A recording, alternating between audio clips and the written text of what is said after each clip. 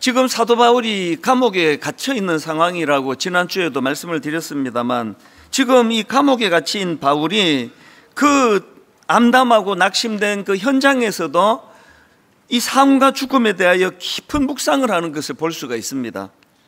그리고 그 상황에서 자기가 어떤 삶의 의미를 되새겨야 하는지 이런 것들을 점검하고 그것을 또 성도들에게 편지로 그렇게 마음을 전하는 이런 내용이 참 감동적으로 와닿았는데요.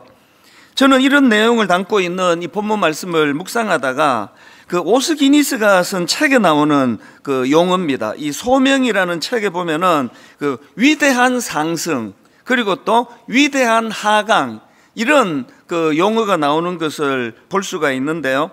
이 오스기니스가 말하는 위대한 상승이라는 게 뭐냐 하면은 이 위대한 상승이라는 건 이 시대의 흐름, 이 욕망을 따라 사는 이 시대, 그래서 자기 성취, 또 자기 만족을 추구하는 인간의 본능, 인간의 욕구, 그리고 더 많은 것들을 소유하고자 하는 이런 인간의 욕구, 이런 것들을 묶어서 위대한 상승이다 이렇게 표현을 했는데요.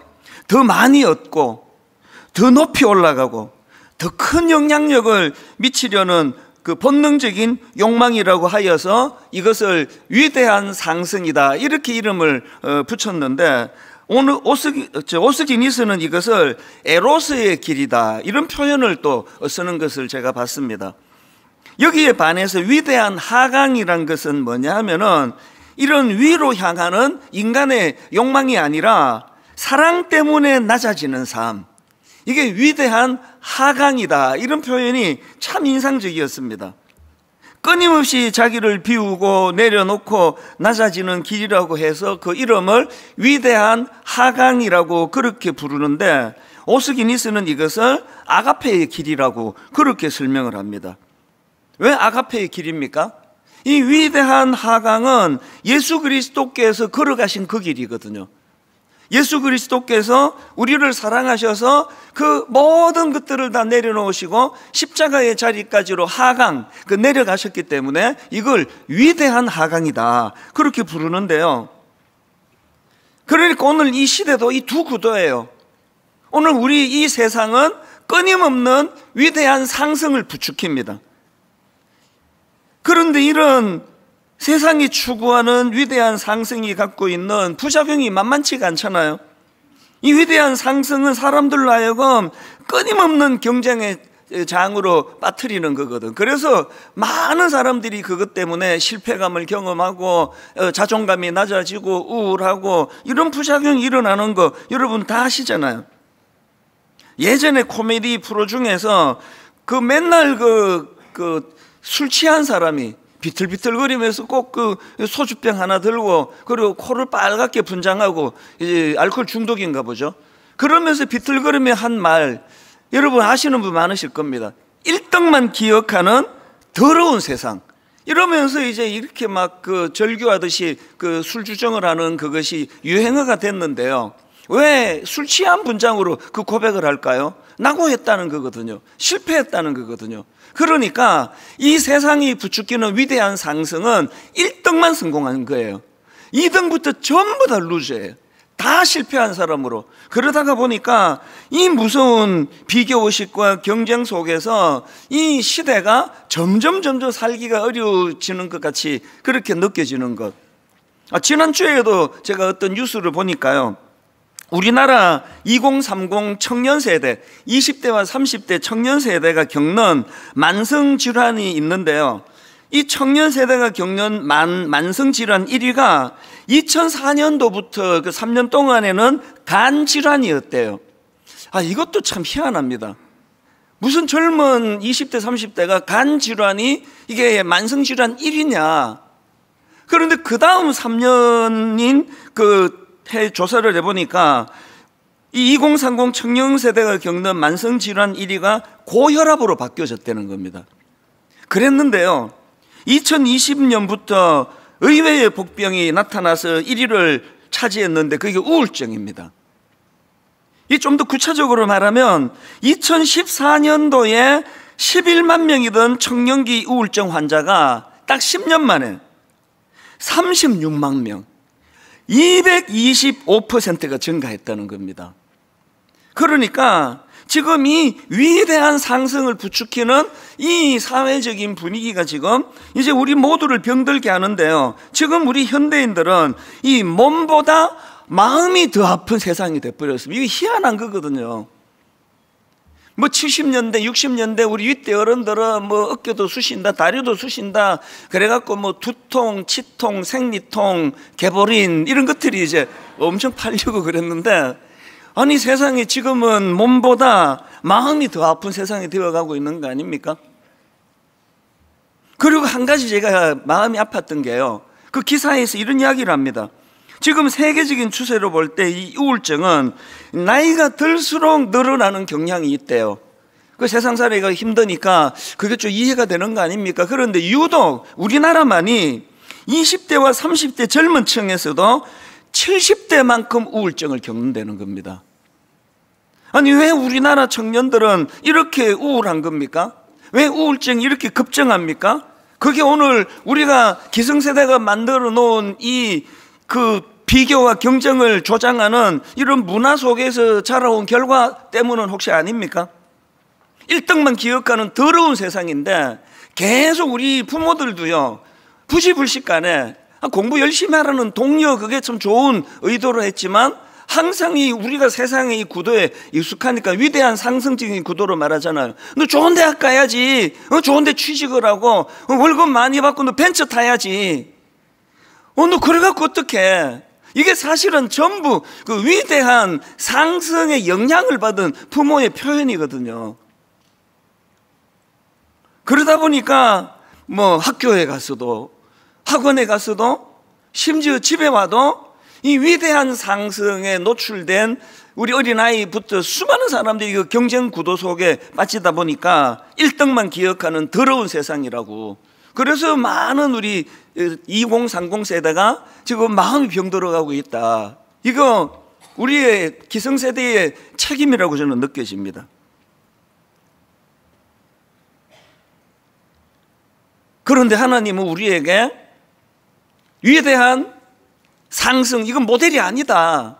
지금 여러분 이 시대가 되어지는 것들을 그 결과를 놓고 보면은 세상이 우리를 부추기고 있는 이 모델이 우리 마음을 병들게 하는 모델이라는 걸 우리가 인식을 한다면, 이제 우리가 지금부터라도 이제 더 많이 얻고 더 높이 올라가고 더 큰 영향력을 미치고 더 큰 교회를 만들고 이런 구도로는 곤란하다는 겁니다. 성경에 보면은 이 위대한 하강의 삶을 묘사하는 데가 참 많은데요, 그 대표적인 성경 구절이 빌립보 2장에 나와 있습니다. 자, 5절부터 한번 보십시오.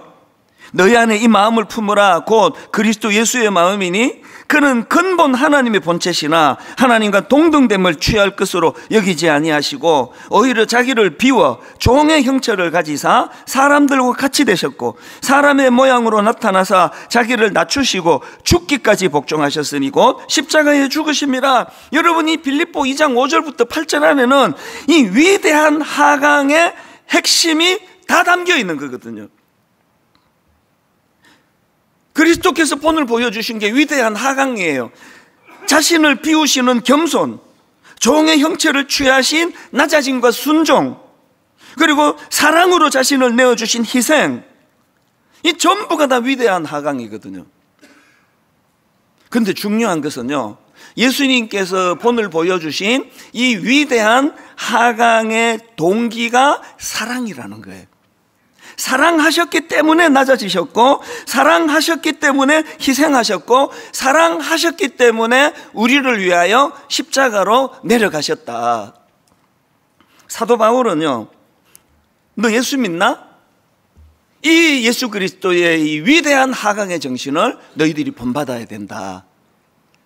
그래서 빌립보서 2장 3절에 보니까 아무 일에든지 다툼이나 허영으로 하지 말고 오직 겸손한 마음으로 각각 자기보다 남을 낮게 여기고, 위대한 하강의 한 모습이에요. 자기보다 남을 낮게 여기는 것. 제가 이걸 우리 가정에 적용을 해야 돼요. 이 가정에 접목을 해야 합니다. 부부간에 문제가 많을수록 그 이혼 숙녀 얘기를 진짜 안 하려고 하는데 이게 자꾸 그 너무 좋은 사례들이 보여요. 이혼을 앞두고 있는 사람들 부부의 공통점이 너무 많아요. 그 중에 두드러지는 게 책임 전가, 그리고 상대방 비하예요. 최근에도 보니까 이런 말을 막 달고 사는 남편이 나오더라고요. 자기 아내를 향해서 너까짓 게 감히, 아니 너까짓 게 감히, 막 본인은 막 굉장히 잘 갖추어서 이 아내보다도 막 훨씬 예쁘고 훨씬 매력적이고 훨씬 성격이 좋은 사람과 결혼할 수 있었는데 내가 너랑 결혼해 준 거 아니냐, 이 메시지에. 그래서 진짜 입에 달고 있더라고요. 너까짓 게 감히. 여러분, 그렇게 상대방 배우자 기를 죽이고 열등감에 빠뜨려서 당사자가 행복합니까? 위대한 하강으로 바울이 우리에게 가르쳐주는 지침 중에 하나가 나보다 남을 낮게 여기는 거예요. 요즘에 이 청년들이 참 결혼은 안 하잖아요. 우리 집 애들도 보니까 뭐 나이가 점점 많아지는데 결혼을 생각을 안 해요. 왜 이렇게 우리 청년들은 결혼을 안 하는가? 여러 요인을 생각하지만 이게 얘들이 보기에 우리 집이 별로 매력이 없어 보이나? 그런 생각도 해요. 엄마 아빠가 너무나 알콩달콩 잘 살면 하나도 결혼하고 싶어 이래야 되는데 그렇게 결혼은 안 해요. 오늘 우리가 이 위대한 하강을 실천할 수 있는 가장 근본적인 공동체가 가정입니다. 그래서 남편들 애쓰셔야 되는 거예요. 이런 표현. 세상에 내가 어떻게 당신 같은 사람을 만났는지 생각할수록 이건 기적이야. 내가 어떻게 이런 복을 누렸지. 벌써 닭살하는 사람이 있는데요, 하셔야 돼요. 자꾸 하다 보면 그게 진짜처럼 느껴져요. 이 말이 이상합니다. 다시요. 자꾸 하다 보면 느껴지는 게 아니라 은혜를 받고 그게 진심에서 나와서 자꾸 그런 표현을 해야 돼요. 우리 부인들도 하셔야 돼요. 당신하고 살아가면서 참 내가 어떻게 당신을 만날 수 있었는지 하나님의 은혜라고 자꾸 하셔야 돼요. 저도 자꾸 합니다. 제 아내에게 자꾸 합니다. 내가 어떻게 당신을 만났지? 사실 이건 진짜거든요. 내가 정말 어떻게 이런 아내를 만났을까? 하나님 앞에서 우리가 나보다 남을 낮게 여기는 거, 그리고 또 위대한 하강, 내가 더 희생하고 내가 더 손해보고 내가 더 아내를 위하여 헌신하는 이런 모습. 그래서 우리 예수 믿는 가정 안에서 부부가 서로 이런 모습을, 어릴 때부터 애들이 아빠를 보면은 맨날 엄마가 그렇게 자격도 없는 나한테 그렇게 시집을 와서 내가 늘 고맙다 그러고, 엄마는 또 아빠에 대해 또 그렇게 이야기하고, 그런 가정에서 우리 자녀들이 참 가정에 대한 긍정적이고 건강한 그런 기대감을 갖게 되지 않을까요? 교회도 마찬가지입니다. 교회는요, 이 위대한 하강에 연습하는 실습장입니다. 다락방? 위대한 하강을 훈련하는 곳이에요. 우리 청년들이 교회로 돌아오게 할 수 있는 유일한 비결이 있다면 우리 어른들이 모두 은혜를 받아야 돼요. 그리고 교회만 오면은 바깥 세상에는 1등만 기억하는 그런 세상인데, 교회에는 그런 걸로 사람을 평가하지 않고, 무슨 대학 나온 걸로 사람을 평가하지 않고, 어디 취직에 있는가 그런 걸로 사람을 평가하지 않고, 그 존재만을 귀하게 여기고 서로 축복하고, 그런 위대한 하강이 교회 안에서 구현돼야 되는 모습이라고 생각합니다. 여러분, 이런 위대한 하강을 실천하는 게 왜 중요한가 하면은요, 그런 사람들에게 자기 스스로를 낮추며 위대한 하강을 노력하는 사람들에게 주시는 열매가 있습니다. 어떤 열매가 있는지를 오늘 본문 6절부터 다시 한번 보십시오. 빌립보 2장 6절입니다. 그는 근본 하나님의 본체시나 하나님과 동등됨을 취할 것으로 여기지 아니하시고 오히려 자기를 비워 종의 형체를 가지사 사람들과 같이 되셨고 사람의 모양으로 나타나사 자기를 낮추시고 죽기까지 복종하셨으니 곧 그리스도의 죽으심이라. 이 위대한 하강인데요, 그랬더니 바로 그 다음 9절입니다. 이름으로, 이 접속사가 진짜 중요한 거예요. 이름으로 하나님이 그를 지극히 높여 모든 이름 위에 뛰어난 이름을 주사 하늘에 있는 자들과 땅에 있는 자들과 땅 아래에 있는 자들과 모든 무릎을 예수의 이름에 꿇게 하시고 모든 입으로 예수 그리스도를 주라 시인하여 하나님 아버지께 영광을 돌리게 하셨느니라. 이게 기독교의 가장 중요한 핵심이에요. 위대한 하강을 통해 예수 그리스도가 끊임없이 낮아지시는 권리 포기의 자리로 가셨을 때 성부 하나님께서 그리스도를 위대한 자리로 올려주시는 이 원리, 이게 기독교의 핵심이라는 거죠. 그래서 여러분 묻고 싶어요. 우리 여기 모태신앙, 우리 장로님들, 또 우리 목사님, 또 저와 여러분에게 이 구절에 이름으로가 있습니까? 이름으로를 경험합니까? 내가 나를 낮추는 위대한 하강의 자리에 내려갈 때 하나님은 우리를 높여주신다는 걸 삶 속에서 이론이 아니라 실제로 이거 한번 경험해 보셨냐고요. 이름으로가 있습니까? 계속 우리는 세상의 영향을 받아서 위대한 하강, 위대한 상승, 기도조차도, 복음조차도 그렇게 이용하는 거 아니냐고요.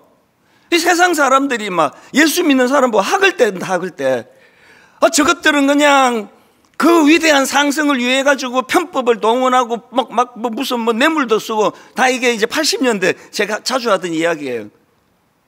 뇌물도 쓰고 편법도 쓰고, 게다가 저것들은 예수 이름까지 동원해. 예수 이름까지 맨날 기도하는 게 위대한 상승 아니냐고요. 이 근본적인 우리의 생각의 중심이 바뀌어지지 않고는 기독교가 매력이 하나도 없습니다. 아니, 이 구절에 이러므로를 경험하지 못하는데 무슨 재미로 예수 믿느냐는 거거든요. 우리가 낮아질 때, 우리가 또 낮아질 때, 그 동기가 뭐라고요? 사랑으로 내가 낮아질 때 주님은 우리를 위대한 제대로 된 상승이 주님의 손에 일어나게 된다는 것, 저와 여러분 이 꿈을, 이 목표를 가지면서 신앙생활을 하기를 원합니다. 세상은 말합니다. 높은 자리에 올라가야 성공이야. 더 많이 가져야 행복해. 그러나 성경은 그렇게 가르치지 않습니다. 마태복음 23장 12절, 누구든지 자기를 높이는 자는 낮아지고 누구든지 자기를 낮추는 자는 높아지리라. 이 하나님 나라의 역설, 이걸 맛보는 게 신앙의 매력이라는 거거든요. 오늘 본문에서도 사도 바울의 이 위대한 하강의 모습을 볼 수 있는데요, 놀라운 고백을 합니다. 바울이 지금 감옥에서 그 죽음과 삶 사이에서 지금 고뇌하고 있습니다. 얼마나 그 갈등이 깊은가 하니까, 자, 빌립보 1장 23절을 보십시오. 내가 그 둘 사이에 끼었대요. 이 죽음과 삶, 감옥이 얼마나 힘들면 이런 생각을 했겠나, 그런 상상도 해봅니다. 내가 그 둘 사이에 끼었으니 차라리 세상을 떠나서 그리스도와 함께 있는 것이 훨씬 더 좋은 일이라 그렇게 하고 싶으나 내가 육신으로 있는 것이 너희를 위하여 더 유익하리라. 너무 감동이 되는 거예요. 나 자신을 위해서라면 빨리 죽어서 주님 품에, 주님과 함께 동거하는 것이 내게 유익하지만, 내가 왜 살려고 애쓰는지 아느냐? 내가 사는 것이 당신들에게 유익하기 때문이다. 제가 한 번씩 기도할 때 그런 기도를 드린다 그렇게 말씀드렸잖아요. 하나님, 오늘도 제가 호흡하는 이 일이, 이찬수 목사가 죽지 않고 살아있는 이 일이 누군가에게는 이것이 선물 같은 일이기를 원합니다. 제가 이 말씀을 묵상하는데 언젠가 제가 저희 어머니 돌아가시고 간증했던 기억이 있는데요, 어머니가 떠오르더라고요. 지금 바울이 삶과 죽음 사이에 내가 끼어 있는데 내가 죽는 게 유익한데 나 사는 건 너 때문에 산다, 이걸 내가 어머니 말씀에서 자꾸 생각이 나더라고요. 저희 어머니도 연세가 드셔가시면서 99세에 돌아가셨으니까요. 어머니는 빨리 이렇게 죽음을 두려워하지 않으시는구나 했는데, 나중에 보니까 죽음을 두려워하지 않는 차원을 넘어서 빨리 돌아가시고 싶은 거예요. 그래서 이제 막 늘 꿈에도 고생 없이 자다가 하나님 나 불러가시면 좋겠다. 그래서 전에 한번 말씀드린 기억이 있습니다. 어머니 돌아가시기 딱 5개월 전에 한번 위기가 왔거든요. 그래서 이제 혼수 상태에 빠지고 이래서 막 앰뷸런스가 오고, 또 미국은 좀 그 911 이거 좀 호들갑스럽잖아요. 그래서 막 사람들이 막 엄청 들어오고 막, 그러니까 이제 어머니가 그때 막 그렇게 정신을 놓고 계시다가 깨어나신 거예요. 딱 눈을 뜨시더니 얼굴이 확 펴지시면서 어디고? 천국이가. 그게 너무 기쁘신 거예요. 나 이제 드디어 죽었나? 어디고? 천국이가. 그게 어머니인데요. 또 한 번은요, 제가 여름에 어머니 찾아뵙고 그 요양병원에 계실 때 인사를 드리러 갔는데, 한 분은 맥락 없이 갑자기 버럭 이런 소리를, 크게 소리를 내시더라고요. 나 그렇게 쉽게 안 죽는다. 네가, 저를 가르치면서, 네가 진짜 하나님을 두려워하는 종인지, 네가 진짜 성도들을 두려워하며 성도들을 위하고 사랑하는 목사인지 내가 두 눈 부릅뜨고 내가 지켜볼 거라고. 그 맥락도 없이 그 이야기가 툭 튀어나오시더라고요. 이게 지금 사도 바울이 말하는 내가 두 사이에 끼었다. 나 자신을 위해서라면 빨리 죽어서 그리스도와 함께하는 것이 더 유익하지만 내가 너 때문에 산다. 우리 막내 목사 위하여 기도하면서 변질되지 않도록 나 이것 때문에 산다. 그 사명으로 사셨거든요. 사도 바울의 이 고백을 보면서 어머니 생각도 나지만, 저는 20대 초반에 미국에서 고생할 때 저는 이런 구절이 있는지도 몰랐습니다. 성경을 워낙 안 읽었기 때문에. 목사 아들인데 뭐 20대 초반에 이런 내용을 몰랐는데, 나중에 보니까 이 원리로 나를 살려주셨구나. 그게 뭐냐 하면은요, 너무 힘들었거든요.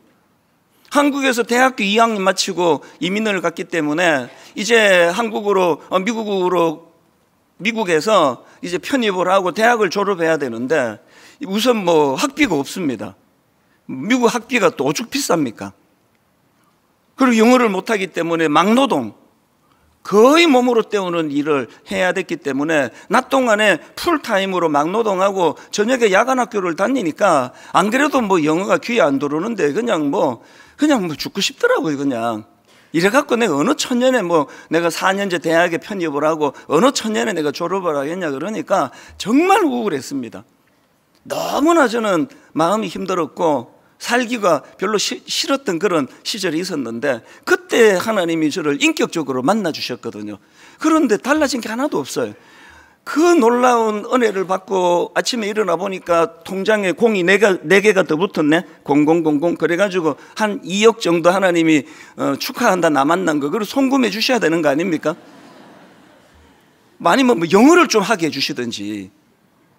아무것도 달라진 게 없는데 하나님은 딱 한 가지 저에게 꿈을 심어주셨어요. 생각하면 진짜 웃기는 꿈입니다. 제가 이웃을, 너무나 어렵고 힘든 사람들을 돌보고 섬기는 그 꿈을 저에게 주셨어요. 제가 40살이 되면은 한국에 돈을 무지무지 벌어가지고 40살이 되면은 고아원 하나 차리고 양로원 하나 차리는 그 꿈으로 제가 살았거든요. 하나님이 정말 놀라운 저를 살게 만드신 그 하나님의 작전이 하나 있는데, 희한한 생각을 주셨어요. 대학을 졸업할 수 있는 그 가능성이 별로 없다 이런 생각을 하고 있을 때 너무 포기하고 싶었거든요. 주변 사람들도 이거 미국에 다 그거 대학 이런 거 따지지도 않는데 뭐하러 그렇게 대학 졸업하려고 그렇게 애쓰느냐고, 바로 그냥 돈 벌면 된다고 그러니까 저도 엄청 흔들렸을 때 하나님께서 제 마음에 기발한 생각을 심어주셨어요. 제가 이제 만 40살이 돼서 한국에 돌아가서 고아원도 차리고 양로원도 차리고 내가 약한 이웃을 돌보는 일을 해야 되는데, 지금 이 일이 힘들다고 내가 이거 포기해버리면 내가 그때 혜택을 누릴 사람들은 어떻게 되느냐. 여러분, 이게 말이 되는 소리입니까? 그 사람들 때문에 내가 포기하면 안 된다. 그래서 제가 그때 만든 게 주사실이라니까요. 주님 사랑의 실천 모임. 그래가지고 이제 주사실을 만들어 우리 한국에 있는 선배들하고도 이런 일들을 늘 꿈꿔왔기 때문에, 그래갖고는 행동 강령을 굉장히 잘 만들었습니다. 그리고는 이제 후배들, 유학생들, 또 이민 우리 온 그 학교 다니는 친구들 다 모아가지고 이제 한 달에 20불씩 내라. 그래가지고 이제 주님 사랑 실천 모임 이거를 제가 만들었는데, 얼마 안 가서 그 팀이 깨졌죠. 행동 강령은 엄청나게 좋은데 행동을 안 해요. 회비도 안 내고 이러니까. 그래서 그게 깨졌지만 저는 그게 실패라고 생각하지 않습니다. 하나님은 그 일을 통하여 저에게 오늘날까지로 축적하면서 여기까지 일하셨다고 저는 믿거든요. 고아원 하나, 양로원 하나 꿈은 꿨던 저에게 하나님은 분당 우리 교회를 통하여 놀라운 여러 가지 일들을 계획하고 계시고 지금도 또 일하고 있게 만드셨다는 거예요. 내가 포기할 수 없는 거, 내가 포기하면 누군가 나 때문에 혜택을 받아야 될 그 누군가가 손해보는 일이다. 이런 생각을 20대 초반에 하게 만드는 거, 이게 성령의 역사 아닙니까? 오늘 여러분, 사도 바울이 가지고 있었던 감옥에서도 기쁨을 잃지 않았던 게 이 꿈이거든요. 본문에 보면은 바울이 가졌던 위대한 동력이 두 가지인데, 첫 번째로 하나는 삶의 목적이 뚜렷했습니다. 그 삶의 목적은 그리스도가 존귀하게 되는 삶. 그래서 오늘 본문 빌립보 1장 20절 보십시오. 나의 간절한 기대와 소망을 따라 아무 일에든지 부끄러워하지 아니하고 지금도 전과 같이 온전히 담대하여 살든지 죽든지 내 몸에서 그리스도가 존귀하게 되게 하려 하느니 이는 내게 사는 것이 그리스도니 죽는 것도 유익함이라. 너무나 뚜렷한 삶의 목표가 있으니까 감옥에 가 있는 이건 별로 중요하지 않은 거예요. 그러니까 상처를 안 받는 거거든요. 그런가 하면 바울이 갖고 있던 두 번째 동력이 뭐냐? 자기 존재의 이유. 나는 누군가에게 유익을 주는 삶. 그래서 바울이 22절부터 다시 보십시오. 내가 그 둘 사이에 끼었으니 차라리 세상을 떠나서 그리스도와 함께 있는 것이 훨씬 더 좋은 일이라. 그렇게 하고 싶으나 내가 육신으로 있는 것이 너희를 위하여 더 유익하리라. 존재의 이유. 누군가에게 유익을 주는 삶. 이 두 가지가 사도 바울을 어떤 상황에서도 낙심하지 않게 만드는 그런 에너지를 제공했다고 한다면 저와 여러분에게도 이런 삶의 목적, 그리스도가 존귀하게 되는 삶, 존재의 이유, 누군가에게 유익을 주는 삶, 이런 꿈을 가지고 달려가는 믿음의 성도님들 되시기를 바랍니다. 오늘 성찬 예식을 거행할 텐데 이 위대한 하강, 이 원리를 기억하시면서 그렇게 은혜로운 성찬 예식이 되도록 기도로 준비하겠습니다. 이 시간 같이 기도하시겠습니다. 하나님 아버지, 오늘 이렇게 저희들이 함께 모여 예배를 드릴 때에 오늘 우리 말씀 가운데 세상이 우리들을 부추기고 있는 위대한 상승이야말로 경쟁하게 만들고 우울하게 만들고, 그래서 우리 마음이 점점 어렵게 만드는 그런 나쁜 열매를 만들어낸다고 한다면, 우리가 위대한 하강을 주님을 닮아 노력을 하고 했을 때 하나님은 우리를 높여주시는 줄 믿습니다. 오늘 성찬 예식을 통하여 그 은혜를 결단하고 경험하는 아름다운 시간이 되도록 함께하여 주시옵소서. 주님 그렇게 인도해 주시기를 원하옵고 예수님 이름으로 기도드립니다. 아멘. 이 성찬식은 예수님께서 직접 명하신 예식입니다. 그래서 그리스도의 죽으심을 통한 예수님과의 연합, 오늘 우리가 이 위대한 하강이라고 하는 이 원리를 가지고 주님 저희들 삶도 그렇게 주님을 본받아 닮아가는 그런 삶을 원합니다. 이 소망을 가지고 이제 성찬식을 거행할 텐데요, 먼저 분병하는 시간입니다. 주님이 십자가에서 지신 찢기신 주님의 몸을 상징하는 분병을 할 텐데, 세례하고 또 입교받으신 분들이 이 분병에 참여할 수 있지만 여기 참여하지 않는다 하더라도 기도하시고 묵상하는데 조금 더 지장이 없습니다. 이제 분병하시는 동안에 우리 신아람 집사님 보혈을 지나 그 십자가를 묵상하는 찬양을 불러드릴 텐데요, 깊이 묵상하는 시간이 되시기 바랍니다.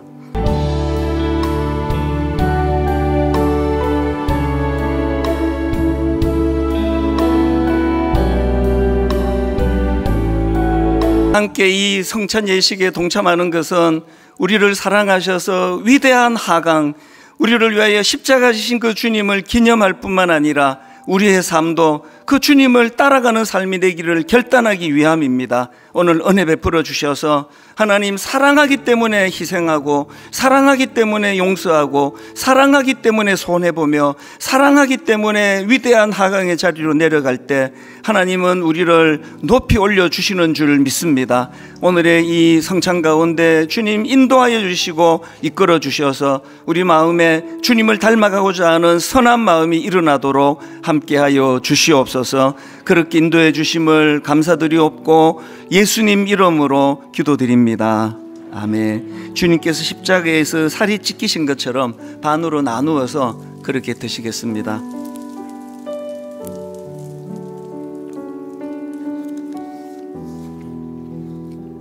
식후에 또한 그와 같이 잔을 가지시고 이르시되 이 잔은 내 피로 세운 새 언약이니 이것을 행하여 마실 때마다 나를 기념하라 하셨으니 너희가 이 떡을 먹으며 이 잔을 마실 때마다 주의 죽으심을 그가 오실 때까지 전하는 것이니라.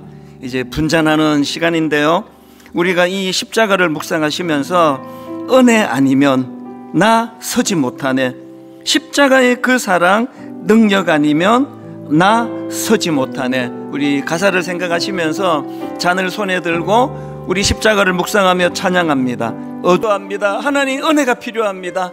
아버지, 우리 가정에도 은혜가 필요합니다. 우리 부부 사이에도 은혜가 필요합니다. 부모와 자녀 사이에도 은혜가 필요합니다.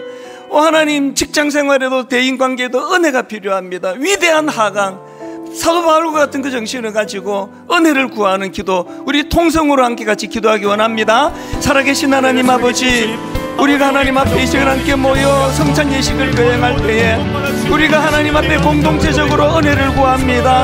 은혜 아니면 우리는 서지를 못합니다. 은혜가 아니고는 위대한 하강은 우리가 흉내로 내지 못합니다.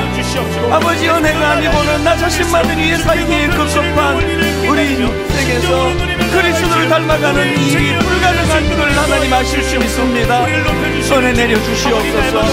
은혜로 인도하여 주시옵소서. 은혜로 아버지의 견인되는 인생 되게 하여 주시옵소서. 하나님, 십자가 그 사랑의 능력을 구합니다. 십자가 그 헌신의 능력을 구합니다. 십자가 그 위대한 하강의 은혜를 주님 앞에 아버지 구하오니 은혜로 인도하여 주시옵소서. 예수 그리스도와 그분의 십자가를 깊이 묵상하게 하시고 예수 그리스도와 그분의 십자가로 인하여 새로운 삶을 살아가는 주님의 자녀들 되도록 인도하여 주시옵소서. 하나님 아버지, 예배 가운데 개입하여 주시고 예배 가운데 성령님의 강력한 역사하심으로 우리를 십자가 앞으로 인도하여 주시옵소서. 십자가의 위대한 하강, 그 아름다운 주님의 정신을, 그분의 행하심을 본받아 아버지, 이렇게 혼란스럽고 혼미하고 젊은 청년부터 노년에 이르기까지 우울하고 마음이 병들어가는 이 시대라고 하는 이 시대에 하나님 주님의 사랑으로 이 아름다운 세상을 더 주님의 은혜로 아름답게 만드는 그 일에 쓰임받는 그런 교회가 되게 하시고 그런 우리 성도님들 되게 하여 주시옵소서. 오늘의 이 성찬 예식 가운데 선하게 인도하시고 개입해 주시기를 원하옵고 예수님 이름으로 기도드립니다. 아멘. 우리 함께 잔을 마시도록 하겠습니다.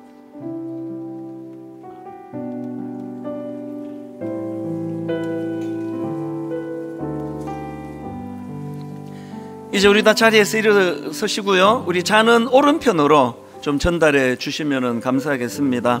사도 바울이 감옥에서 상황과 환경을 뛰어넘는 기쁨을 누렸던 것처럼 우리 찬송가 191장입니다. 내가 매일 기쁘게 순례의 길 행함은 좁은 길을 걸으며 밤낮 기뻐하는 것 주의 영이 함께함이라. 우리 가사를 생각하시면서 힘차게 찬양하시겠습니다. 내가 매일 기쁘게 순례의 길 행함은 주의 팔이 나를 안보하리요. 내가 주의 큰 복을 받는 참된 비결은 주의 영이 함께함이라.